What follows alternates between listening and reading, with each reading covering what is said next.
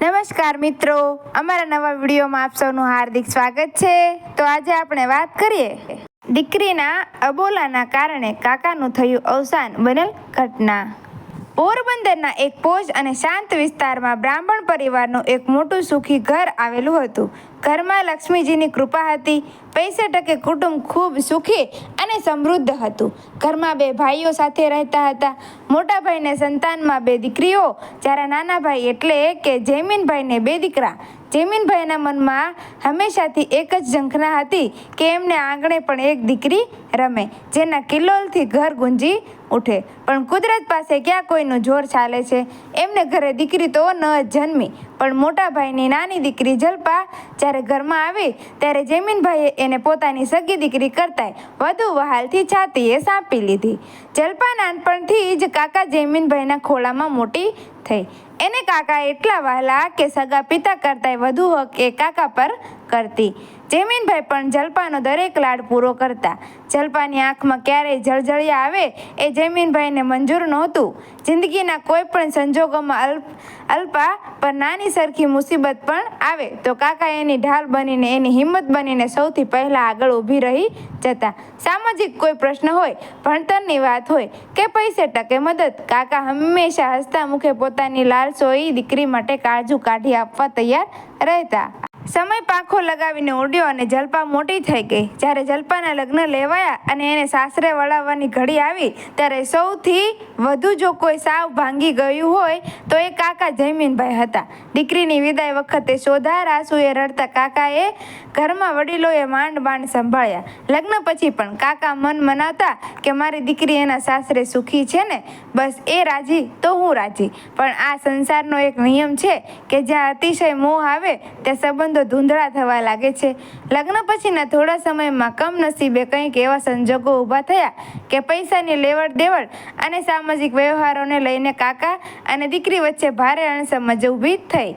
જે કાકા જલ્પા માટે ક્યારેય પૈસાને ગણતરીમાં નહોતા રાખતા, એ જ પૈસાના રાક્ષસે બંને પવિત્ર હૃદયો વચ્ચે શંકાનું ઝેર ઘોળી દીધું। વાત એટલી વણસી ગઈ કે કાકા જયમીનભાઈ અને વહાલસોઈ દીકરી જલ્પા વચ્ચે એક બહુ મોટી અને ઊંડી ખાઈ સર્જાઈ ગઈ। 1-2 મહિના નહીં પણ પૂરા 2 વર્ષ સુધી બંને વચ્ચે અબોલા રહ્યા। ન તો કાકાએ ફોન કર્યો, ન તો દીકરીએ સામો સાથ દીધો। જે આંગણામાં જલ્પા કાકા કાકા કહીને કૂદતી હતી એ જ કાકાના અવાજ વગર જલ્પાના 2 વર્ષ વહી ગયા। અંદરથી બંને તડપતા હતા, પણ વચ્ચે અહમ આડો આવીને ઊભો રહી જતો। કુદરત ક્યારેક આપણી આંખો ખોલવા માટે બહુ અદ્ભુત સમય પસંદ કરે છે। 2 વર્ષના લાંબા અબોલા પછી એક બપોરે જલ્પા પોતાની સાસરીમાં ઘરમાં કંઈક રોજિંદું કામ કરી રહી હતી।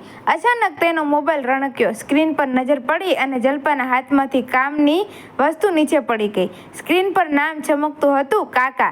જલ્પાએ ધ્રુજતા હાથે ફોન ઉપાડ્યો અને કાન પર મૂક્યો। સામે છેડેથી કોઈ શબ્દ ન નીકળ્યો, બસ એક ઘેરો અને રડવાનો હિબકો સંભળાયો। કાકાનો એ અવાજ ઓળખતા જલ્પાના કાળજાના ટુકડા થઈ ગયા। 2 વર્ષનો અહંકાર, પૈસાની અણસમજ અને બધી કડવાશ એક સેકન્ડમાં આંસુ બનીને વહી ગઈ। કાકા, જલ્પા એટલું જ બોલી શકી। જલ્પા, મારી દીકરી। સામેથી જયમીનભાઈ પણ રડી પડ્યા। એ દિવસે ફોન પર બંને જણા ખૂબ રોયા। 2 વર્ષથી હૃદય પર જે પથ્થર મૂકેલો હતો એ ઓગળી ગયો। કાકાએ દીકરીને વહાલ કર્યો અને જલ્પાએ પણ રડીને કહ્યું, કાકા, મને માફ કરી દો। અબોલા તૂટી ગયા અને સંબંધ ફરીથી જીવંત થઈ ગયો। ફોન મૂક્યા પછી જલ્પાના ચહેરા પર 2 વર્ષ પછી સાચું હાસ્ય આવ્યું। એને મનોમન નક્કી કરી લીધું, હવે મારા કાકા બોલી ગયા છે તો હું કાલે સવારે જ સીધી પોરબંદર ભેગી થઈ જાઉં। દોડીને કાકાને વળગી પડું અને એમના ખોળામાં માથું મૂકીને ધરાઈ રહી રડી લઉં। પણ માણસ ધારે છે કંઈક અને વિધાતાના ચોપડે લખાયેલું હોય કંઈક બીજું જ। જલ્પા સવાર પડવાની અને કાકાને મળવાની હોશે હોશે તૈયારી કરતી હતી ત્યાં જ એ રાત્રે કુદરતે બહુ ક્રૂર ખેલ ખેલ્યો। મધ્યરાત્રિએ અચાનક જયમીનભાઈના છાતીમાં અસહ્ય દુખાવો ઉપડ્યો। અચાનક હાર્ટ એટેક આવ્યો। ઘરના લોકો દોડધામ કરવા લાગ્યા। એમને તાત્કાલિક ગાડીમાં નાખીને હોસ્પિટલ તરફ દોડવામાં આવ્યા, પણ હોસ્પિટલના પગથિયા ચડે એ પહેલા જ રસ્તામાં જ જયમીનભાઈના શ્વાસ અટકી ગયા। એમનું શરીર સાવ નિષ્ણાત થઈ ગયું। જે કાકા બપોરે દીકરી સાથે ફોન પર રોયા હતા એ રાત્રે એ દુનિયા છોડીને હંમેશા માટે ચાલી નીકળ્યા। વહેલી સવારે જલ્પાના ફોનની ઘંટડી ફરી વાગી। પિયરમાંથી સમાચાર મળ્યા કે કાકા હવે નથી રહ્યા। આ સાંભળતા જલ્પાના માથે જાણે આભ તૂટી પડ્યું. એ જ્યાં ઊભી હતી ત્યાં જમીન પર ફસડાઈ પડી. એની કાયા ધ્રુજવા લાગી. જે દીકરી થોડી વારમાં હોશે હોશે પોતાના કાકાને જીવતે જીવ મળવા જવાની હતી, એ દીકરીને નસીબની કેવી થપ્પડ લાગી કે એણે હવે કાકાની સ્મશાન યાત્રામાં જવું પડવાનું હતું. પોરબંદરના એ ઘરના આંગણે જ્યારે જલ્પા પહોંચી ત્યારે કાકાનું પાર્થિવ શરીર સફેદ કપડામાં લપટાયેલું પડ્યું હતું. જલ્પા કાકાના શબ પર માથું મૂકીને કાળજી ફાટી જાય એમ રડવા લાગી. કાકા, ઊભા થાઓ, જુઓ તમારી જલ્પા આવી ગઈ. આપણે તો સવારે મળવાનું હતું ને, તમે કેમ બોલતા નથી? પણ હવે જયમીનભાઈ ક્યારેય જલ્પાને વહાલ કરવાના નહોતા. સ્મશાનમાં જ્યારે જયમીનભાઈની ચિતા પર અગ્નિ મુકાયો ત્યારે એ અગ્નિની જ્વાળાઓ સામે જોઈને જલ્પા અંદરથી સાવ ભાંગી પડી હતી. એના મનમાં એક જ વસવસો હતો, એક જ ઘા વારંવાર ડંકતો હતો. કાશ મેં પૈસાની એ અણસમજમાં 2 વર્ષ સુધી અબોલા ન રાખ્યા હોત.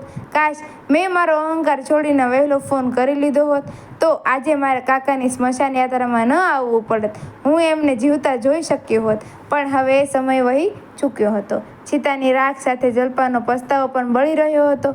પણ હવે અફસોસ સિવાય બેની જિંદગીમાં કાંઈ બચ્યું નહોતું. પૈસા તો આજે છે ને કાલે નથી સાહેબ, એ તો હાથનો મેલ છે. પણ એ જ કાગળની નોટો જ્યારે સંબંધો વચ્ચે અહંકાર બનીને આવે છે ને, ત્યારે લોહીના પાકા સંબંધોને પણ ક્ષણવારમાં બરબાદ કરી નાખે છે. પૈસા પાછા કમાઈ શકાશે, પણ સમય વહી ગયા પછી ગુમાવેલો માણસ કરોડો રૂપિયા ખર્ચતા પણ પાછો નથી મળતો. મિત્રો, વિડીયો ગમ્યો હોય તો વિડીયોને લાઇક કરજો, શેર કરજો અને અમારા આવા નવા વિડીયો જોવા માટે અમારી ચેનલને સબસ્ક્રાઈબ કરી દેજો. ધન્યવાદ.